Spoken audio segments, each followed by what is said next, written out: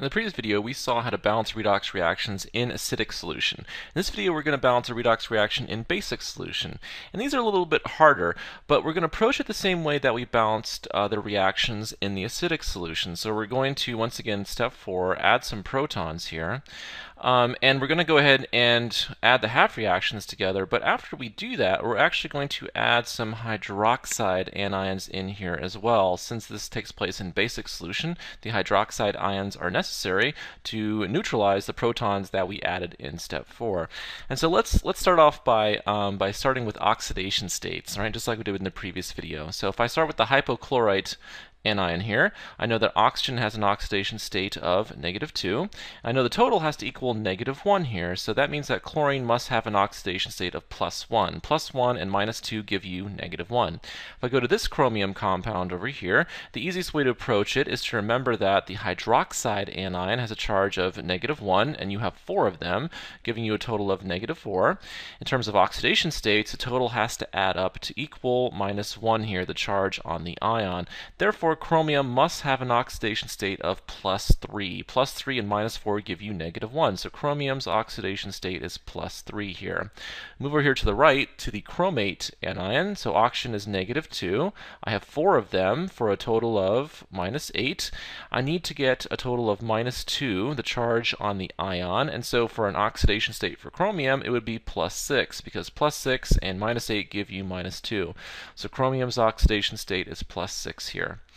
And then finally, for the chloride anion, -1 charge, therefore an oxidation state of -1. In terms of what is being oxidized and what is being reduced, you need to look for an increase in the oxidation state for oxidation. So going from an oxidation state of +3 to an oxidation state of +6 for chromium means chromium was oxidized. And if we look at chlorine, right, it's going from an oxidation state of +1 all the way over here to an oxidation state of -1. That's a decrease in the oxidation state, or reduction in the oxidation state. So chlorine is being reduced. And so we know that something is being oxidized and something is being reduced. And so we can go ahead and do step 1 now. We're going to write our half reaction. So one oxidation half reaction and one reduction half reaction. This time let's go ahead and write the reduction half reaction first. It doesn't really matter which one you do. So we'll go ahead and write the one using chlorine, since chlorine was reduced here. So the hypochlorite anion going to the chloride anion here. So this is the reduction half reaction. The oxidation half reaction is the one that involved chromium. So we had this chromium compound, CrOH4, with a negative charge, right, going to chromate, CrO4 2 minus. So this is our oxidation half reaction. So let's go to step 2. Balance the atoms other than oxygen and hydrogen. So the atoms other than oxygen and hydrogen.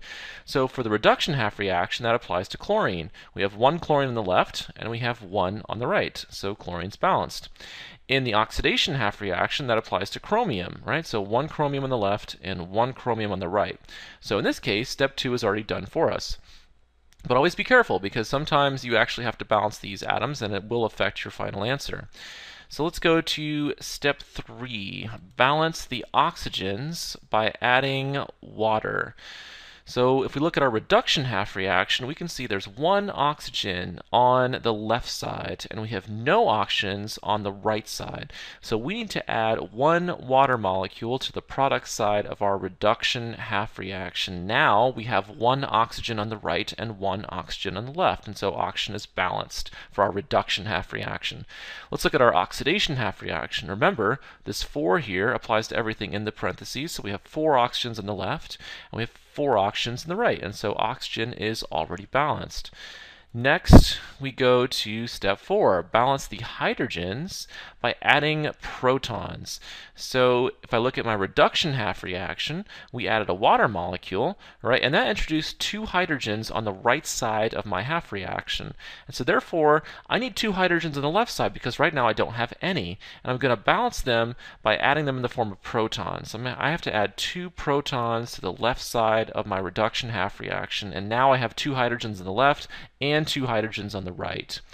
For my oxidation half reaction, remember, this 4 applies to the hydrogen as well, so I have 4 hydrogens on the left and none on the right side of my oxidation half reaction. So I need 4 on the right. I'm going to add those in the form of protons. So 4H plus on the right side. Next, we're going to add electrons to balance charge. So step 5, we need to analyze the total charges on both sides of my half reaction. So let's look at the reduction half reaction first. I have 2 protons, right? So that's 2 positive charges on the left side here. And I also have a negative charge on the hypochlorite anion here. So I have 2 positive charges and 1 negative charge. So of course that's a total of plus 1. And I have a habit of writing my charges like I have how I write my oxidation states. So just remember that these are charges, not oxidation states. And a total of plus 1 on the left side, and on the right side, right, I have 1 negative charge on the chloride anion, and that's it in terms of charges. And so I have a negative 1 charge on the right side here. So I need to get those charges to be equal, and I can only get that by adding electrons, which are of course negatively charged. So if I want to get both sides of my reduction half reaction equal, the only thing I could do is add 2 electrons to the left side right here, because that gives me 2 more negative charges. So that takes this positive 1 to a negative 1. So now I have a total of negative 1 charge on the left side of my half reaction. And that, of course, is now equal to the negative 1 on the right side of my half reaction. So I have balanced the charges by adding electrons. Let's do the oxidation half reaction now. So I have only one of these ions, so I have a negative 1 charge on the left side. On the right side, I have 1 chromate, but each chromate has 2 negative charges, like that. And then I also have 4 positive charges for my protons. So negative 2 plus 4 gives me a total of plus 2. So I have plus 2 on the right side and negative 1 on the left side. So once again, my goal is to balance those charges by adding electrons only. And if I add 3 electrons to the right side of this half reaction, right, I would change this total charge from a plus 2 to a negative 1. And so now I have negative 1 on the right, and I have negative 1 on the left. And so my charges are balanced. Another way to think about where those electrons go, right, is to remember that Leo the lion goes grr, right? So oxidation, Leo, loss of electrons is oxidation. So that's why you have to show your electrons on your oxidation half reaction being lost or given off on the product side, if you will. And then Leo the lion goes grr, so gain of electrons is reduction. So you would have to show the electrons for your reduction half reaction being on your reactant side of your half reaction because they're being gained here. So that's another way just to double check yourself or think about it. So we're on to step 6 now. Make the number of electrons equal. So for step 6, make the number of electrons equal. So the reason you have to do that is because the electrons that are being lost in the oxidation half reaction are the exact same electrons that are being gained in the reduction half reaction. So we had 3 electrons being lost, but only 2 electrons being gained, and that doesn't make any sense, right? They're the same electrons, they should be the same number. And so we need to make those number of electrons equal. And the way to do that, of course, is to think about lowest common denominator. So we have a 2 and a 3. So we can make those 6 electrons. So we need to figure out a way to make both of our half reactions have 6 electrons. And we can do that by multiplying our first half reaction by a factor of 3 and multiplying our second half reaction by a factor of 2. And that will give us equal numbers of electrons. Let's go ahead and do that math here. So let's go ahead and take 3 times 2 electrons, right? That gives me 6 electrons. And then 3 times 2 protons, right? Gives me 6 protons. 3 times the 1, the coefficient in front of the hypochlorite anion, gives me 3 ClO minus. The 3 times the 1 in front of the chloride anion gives me 3 Cl minus, and then finally there's a 1 in front of the water as a coefficient as well, so 3 times 1 gives me 3 waters. So let's go ahead and do the oxidation half reaction now. Let's get some more room here. So I take the 2, I multiply it through, there's a coefficient of 1 in front of here, in front of this ion. So now I would have 2Cr parentheses OH4 minus. The 2 applies to the 1 coefficient in front of the chromate as well, right? So I would have 2CrO4 2 minus. The 2 applies, right? 2 times 4 gives me 8 protons, so I have 8 protons here. And then finally 2 times the 3 electrons gives me those 6 electrons. And so now we have 6 electrons for my reduction half reaction and 6 electrons for my oxidation half reaction. Next, we're going to add our half reactions together. So once again, we're still pretending like we are in acid here. So let's go ahead and add our half reactions together. We're going to take all of our reactants, right, and put them on one side. So let's go ahead and do that first. So we have 6 electrons plus 6 protons plus 3ClO minus plus 2Cr parentheses OH 4 minus. And so on the right side, so we take all of this, right, and we add it all together for our product side. All right, so let's see what we have. We have 3Cl minus plus 3H2O plus 2CrO4 2 minus plus 8H plus 6 electrons. So finally, all right, now that we've written that out, I think it's easier to see that you have 6 electrons on the left and 6 electrons on the right, so you can cancel those out. You also have some protons on both sides, right? You have 6 protons here and 8 protons here, so you could cancel out these 6 protons, and you could make this 2 protons on the right side.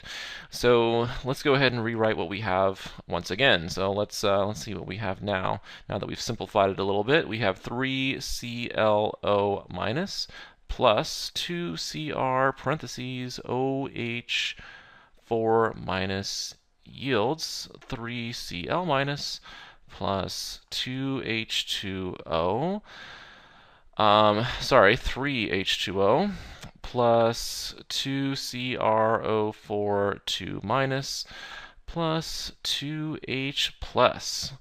All right, so now we have to remember that this reaction was actually done in base, right? So we're going to add in some hydroxide anions to neutralize the protons. So if we look at the number of protons we have, right, we have 2 protons over here on the right.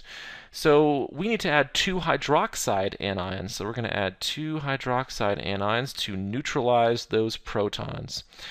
And since it's a balanced equation, what we do to the right side, we have to do to the left side as well. So since I added 2 hydroxides to the right, I need to add in 2 hydroxides to the left. Now let's think about what adding those hydroxides to those protons will do, right? So they will neutralize each other. If you take H plus and OH minus, you will get H2O. And so we're going to get water molecules, and we're going to get 2 of them since we're neutralizing 2 protons with 2 hydroxide anions. And so actually on the right side, we're going to get 2 H2Os here. So 2 water molecules on the right side. So let's go ahead and write the final answer here, including everything that we've done. So on the left side, we have 3ClO minus plus 2Cr parentheses OH 4 minus, and now we added in those 2 hydroxides, right? So plus 2OH minus, and then on the right side we had 3Cl minus plus, well, over here we have 3 waters, and we just made 2 more, and so we really have a total of 5. So 5H2O, and then once again we have the 2 chromates over here, so 2CrO4 2 minus. And that should take care of everything. So we can go ahead and box our final answer. So we got there. It took us a long time, but we have our final answer. And remember, you can always check your final answer in terms of number of atoms and charge. So both atoms and charge should balance. And so you can go ahead and check this one on your own, just like I showed you how to do it in the previous video.